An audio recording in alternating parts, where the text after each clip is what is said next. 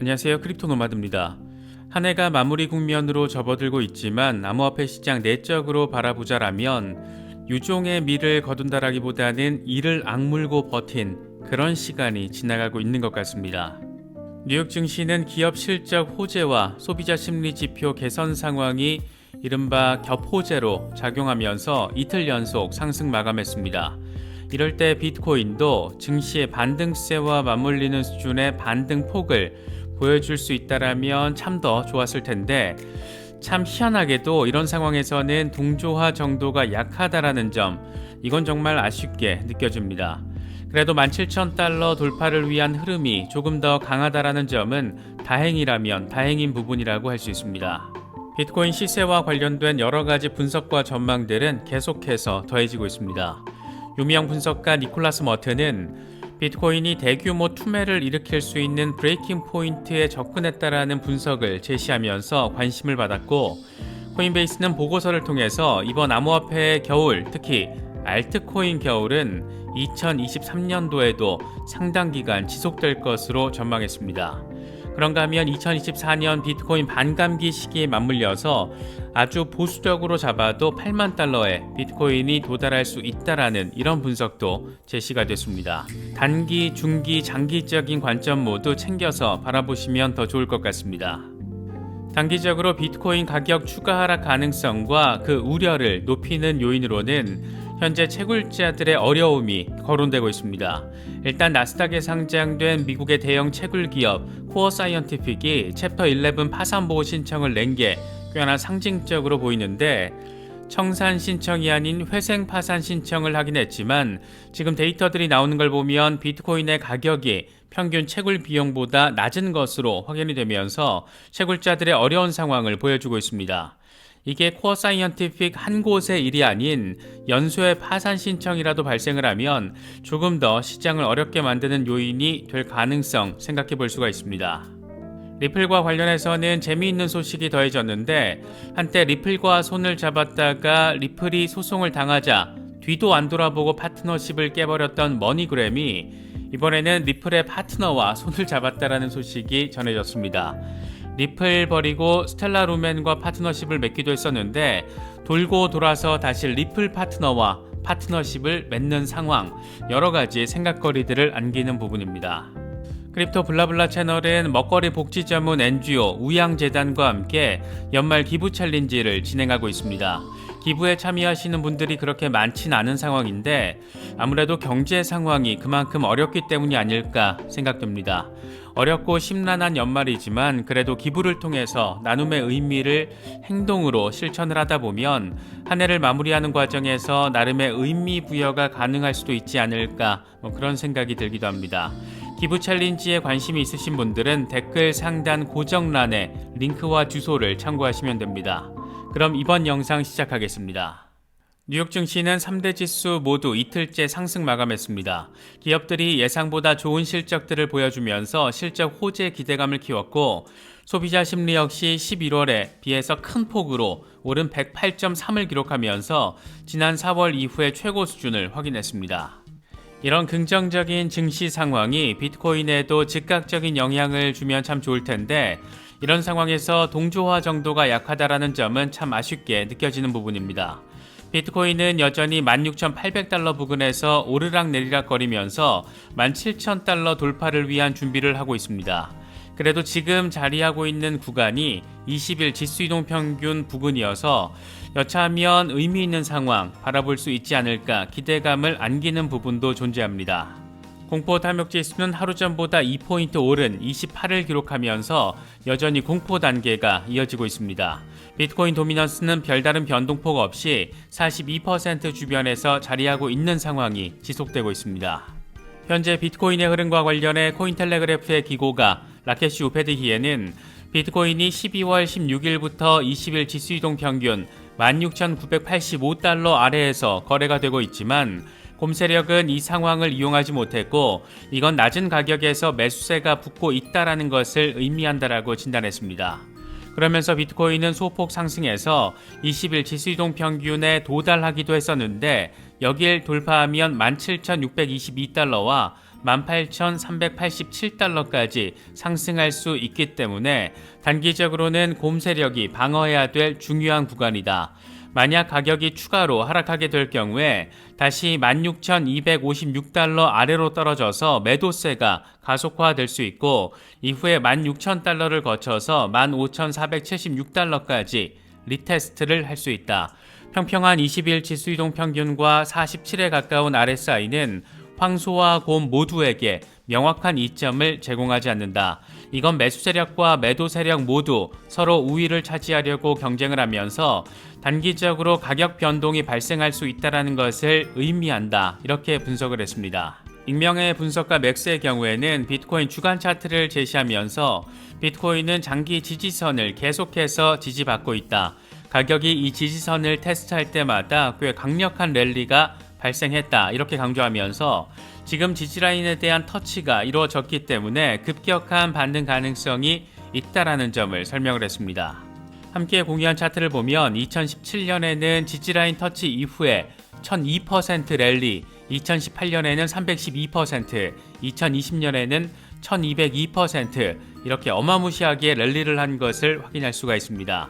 올해의 경우에는 지난 6월 저점 당시에 지지라인을 터치한 뒤에 11월 FTX 사태로 인해서 다시 두 번째 터치를 했는데 이게 만약 더블 바텀 확인의 개념이 된다라면 나름 의미 있는 반등세가 내년과 후년에 걸쳐서 발생하지 않을까 기대할 수 있는 부분입니다. 물론 2024년은 비트코인 반감기라는 최대 이벤트가 기다리고 있습니다. 익명의 분석가 머스타시 역시 비슷한 취지의 분석을 제시했는데 그는 비트코인 3데이 차트를 제시하면서 까만색으로 표시된 메이어 멀티플 라인에 비트코인 가격이 터치했을 때는 늘 역사적으로 비트코인이 바닥일 때였다라는 점을 강조했습니다. 이건 2015년과 2018년 모두 마찬가지였는데 이번에는 6월 저점 당시에 터치를 했고 이번에 FTX 사태로 인해서 다시 터치를 한 상황을 설명을 했습니다. 역시나 두 번에 걸친 터치를 한 상황을 확인할 수가 있는데 이게 과연 과거 상황의 반복으로 이번에도 이어질 수 있을지 주목되는 상황입니다. 스탁머니 리잘드의 경우에는 알트코인 시총 차트를 제시하면서 디센딩 트라이앵글이 완성됐을 때 어떤 일이 벌어졌는지를 과거와 현재 상황을 비교했습니다. 2015년과 2017년, 2019년 모두 디센딩 트라이앵글이 완성된 뒤에 상단 저항을 뚫고 나서 어마어마한 랠리가 펼쳐진 것을 확인할 수가 있는데 지금 딱 디센딩 트라이앵글 막바지 모서리 끝에 자리하고 있는 상황입니다. 상단 저항을 뚫어낼지 아니면 하단 지지라인이 깨질지는 아직 알 수는 없지만 이 저항선을 뚫어낼 경우에는 의미 있는 알티 시즌을 기대해 볼 수 있는 여지가 있다는 점을 확인할 수가 있습니다. 암호화폐 분석가 니콜라스 머튼의 경우에는 비트코인이 대규모 투매를 일으킬 수 있는 브레이킹 포인트에 근접했다라는 분석을 제시했습니다. 그는 자신의 유튜브 채널을 통해서 비트코인이 200일 이동평균과 더불어서 200주 이동평균도 리테스트를 하지 못하는 상황이다라며 비트코인이 잠시 18,000달러 위로 올라서더라도 하락세로 반전해서 13,000달러까지 하락하는 투매 시나리오, 카피슐레이션 시나리오를 예상하고 있다라고 설명했습니다. 지금 상황에서 반등을 하더라도 그건 불트랩에 해당하고 결국 추가적인 바닥 확인이 불가피하다 이런 분석과 결을 같이 하고 있다라고 바라볼 수가 있습니다. 코인베이스의 경우에는 이번 암호화폐 겨울, 특히 알트코인 겨울은 2023년에도 꽤나 길게 지속될 수 있다라는 분석을 제시했습니다. 코인베이스는 2023년 암호화폐 시장 전망 보고서를 발표하면서 지속 가능한 토큰 경제학, 각 생태계의 성숙도, 상대적인 시장 유동성 등 여러 가지 변수들을 고려하면 비트코인과 이더리움 같은 고품질 코인으로 디지털 자산 수요가 옮겨질 것으로 예상한다라면서 이같이 밝혔습니다. 그러면서 다른 알트코인들의 경우에는 내년에 모멘텀을 많이 확보하지 못할 것으로 보인다. 투자자들의 알트 축적이 2022년 디레버리징으로 인해서 큰 영향을 받았고 완전히 회복되기 위해서는 몇 달 정도 걸릴 수 있다라고 덧붙였습니다.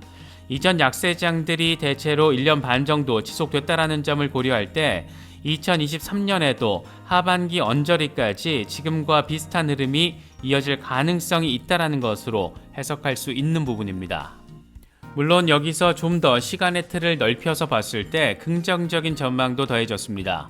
유튜브 채널 인베스트 앤서스의 경우에는 비트코인이 다음 강세장에서 사상 최고치를 경신할 때까지 지금보다 380% 상승할 수 있을 것으로 예상했다라고 데일리호들이 인용 보도했습니다. 그러면서 다음 사이클에서 비트코인의 매우 보수적인 가격 측정치는 8만 달러가 될 것이고 그 시점은 2024년이 될 것이다. 2024년 4월까지 6만 1,000달러까지 도달할 수 있고 2024년 4월 또는 5월이 비트코인 반감기에 해당한다라고 강조했습니다. 이 같은 강세 전망의 근거로는 며칠 전에 짚어봤던 이 메트칼프의 법칙을 제시했는데 비트코인의 사용자 수가 지난 11년 동안 증가한 추세를 계속 따르게 된다면 사용자 수가 5억 명에 도달할 때 가격은 150만 달러까지 이를 거라고 설명을 했습니다. 다소 주관적인 느낌이 강하게 느껴지는 분석이긴 한데 그래도 해외 크립토 전문 미디어가 인용 보도할 정도는 되는 내용이니까 이런 방식으로 시세를 전망하는 경우도 있다. 이 정도로 체크를 하시면 될 것 같습니다. 앞서 니콜라스 머튼이 카피출레이션 가능성을 언급하면서 이 13,000달러 후퇴 가능성 전망을 제시했었는데 이건 사실 지금 현재 채굴자들의 상황을 보면 어느 정도 가능할 수도 있다 이런 점을 느낄 수가 있습니다. 먼저 나스닥에 상장된 미국의 대형 채굴 기업 코어 사이언티픽이 챕터 11 파산 신청을 했다라는 것은 꽤나 상징적인 임팩트를 안기고 있는 모습입니다. 코어 사이언티픽은 부채가 10억 달러에서 100억 달러 사이로 지금 추정이 되고 있는데 채굴 업체 파산 가운데 가장 큰 규모이다 보니까 암호화폐 채굴 산업 전반에 미칠 것으로도 우려되고 있는 그런 상황입니다. 이게 지금 여차하면 연소의 파산 우려로도 번질 수 있는 것은 이미 비트코인의 가격이 평균 채굴 비용보다 낮은 상황이라는 점이 데이터로도 확인되고 있기 때문입니다. 글래스노드 데이터를 보면 현재 비트코인 한 개 채굴 비용은 18,800달러인데 이건 지금 시세보다 높은 수준입니다. 이와 관련해서 크립토 슬레이트는 FTX가 파산 신청을 한 뒤에 비트코인 가격이 채굴 난이도 회귀 모델 수치 아래로 하락을 했고 이후에 해당 수준을 지금 유지하고 있다라고 설명을 했습니다. 채굴 난이도 회귀 모델은 비트코인 채굴자들의 생산 원가를 추정할 때 사용되는데 결국 이 역시 뽀글이 때문이라는 점도 함께 확인할 수가 있습니다. 뽀글이에 대한 미국 송환 말 그대로 속전속결로 이루어졌습니다. 바하마 법원이 뽀글이의 미국 송환을 승인한 뒤에 뽀글이는 이미 미국으로 송환됐고 현재 구금 중인 것으로 전해졌습니다. 이건 암호화폐 전문 미디어 와처그루가 트위터를 통해서 밝힌 내용이고 아직 올드미디어에서는 나오지 않은 상황입니다. 여기서 또 하나 재미있는 것은 뽀글이가 바하마에서 수감 생활을 하면서 수감실이 아닌 보건실에서 생활하며 파격적인 수준의 특혜를 누렸다라는 내용입니다. 아무튼 진짜 이놈의 자식은 뭘 해도 참 놀라운 녀석입니다. 블룸버그는 뽀글이가 수감됐던 바하마 교도소의 이름이 여우고개 폭스힐이지만 워낙 시설이 열악해서 여우지옥 폭스헬로 불리는 곳이다. 하지만 뽀글이는 일반 수감실이 아닌 보건실에서 지냈고 마음대로 화장실을 이용하고 TV를 시청하며 안락한 상황을 즐겼다. 다른 수감자들은 쥐가 들끓는 바닥에서 생활했지만 뽀글이는 보건실에 있는 간이 침대에서 잠을 잤고 음식 역시 다른 수감자들의 것과 다른 채식주의자 식단이 별도로 제공됐다. 이렇게 보도가 됐습니다. 정말이지 참으로 놀라운 세상에서 우리는 지금 살아가고 있다라는 점, 이 뽀글이 사례를 통해서 다시금 느낄 수 있는 부분입니다. FTX 사태 이후에 셀프 커스터디에 대한 관심이 커졌고 그래서 개인 지갑에 대한 관심도 역시 자연스럽게 높아졌습니다. 저 역시 일부 장기 홀딩 물량은 디센트 지갑으로 옮겨놓은 상태인데 저희 채널과 파트너십을 맺고 있는 디센트 월렛이 12월 31일까지 연말 송년 감사제를 진행한다라는 소식을 전해왔습니다. 기존 할인 가격보다 3만원 추가 할인을 제공한다라는 게 핵심적인 내용입니다. 이와 관련해서는 오른쪽 상단 카드를 클릭하시면 추가 할인이 가능한 구매 링크를 포함해서 더 자세한 내용 파악하실 수가 있습니다. 지갑 사용법, 특정 코인 이체 방법 등과 관련해서는 디센트 고객센터를 통해서 가장 정확한 내용 확인하실 수가 있습니다. 마지막으로 리플 관련 소식도 하나 짚어보겠습니다. 한때 리플의 파트너사였다가 리플이 SEC의 소송을 당하자마자 파트너로서 손절을 하고 불과 반년 뒤에 스텔라 루멘으로 환승을 하려고 했던 머니그램이 그 주인공입니다. 이번에 머니그램이 브라질의 송금 솔루션 기업 프렌테 코레토라와 파트너십을 체결했는데 재미있는 것은 이 회사가 리플의 파트너 기업이라는 겁니다. 리플이 어려운 상황에 처하자 당장 리플 버리고 환승하더니 결국 리플의 파트너 손을 잡으면서 브라질에서 글로벌하게 송금을 확대하는 이 시장 확대에 나선 겁니다. 참 돈을 중심으로 돌아가는 이런 행태들 재미있게 느껴지기도 합니다. 이번에 머니그램이 파트너십을 체결하면서 새롭게 출시한 서비스의 이름은 머니그램 온라인으로 불리고 있는데 사용자는 실시간으로 브라질에서 전 세계 어느 곳이든 친구와 가족에게 송금을 할 수 있다고 합니다. 머니그램 온라인을 통해 전송된 자금은 은행 계좌, 모바일 지갑 등 다양한 옵션을 통해서 받을 수 있다고 합니다. 리플의 파트너인 프렌테 코레토라는 이미 브라질에서 25년 동안 일을 해온 고객사 1000곳 이상을 확보한 곳으로 알려져 있습니다. 이번 머니그램의 파트너십은 최근까지 이어졌던 리플 파트너사들의 선전과 비슷한 맥락에서 바라볼 수 있을 것 같고, 국경 간 송금을 하는 기업이라면 결국에는 리플과 직접적이든 간접적이든 어떻게든 연결이 되는 미래의 상황을 생각해 보기에 충분한 근거, 그런 상황이 되는 게 아닐까 개인적으로는 바라보고 있습니다. 이번에 준비한 영상은 여기까지입니다. 영상이 도움이 되셨다면 좋아요와 구독 또 알림 설정 꼭 부탁드리겠습니다. 영상 제작에 아주 큰 도움 된다는 말씀 함께 드립니다. 언제나 성투하시기를 기원하겠습니다. 시청해주셔서 감사합니다. 지금까지 크립토 노마디였습니다.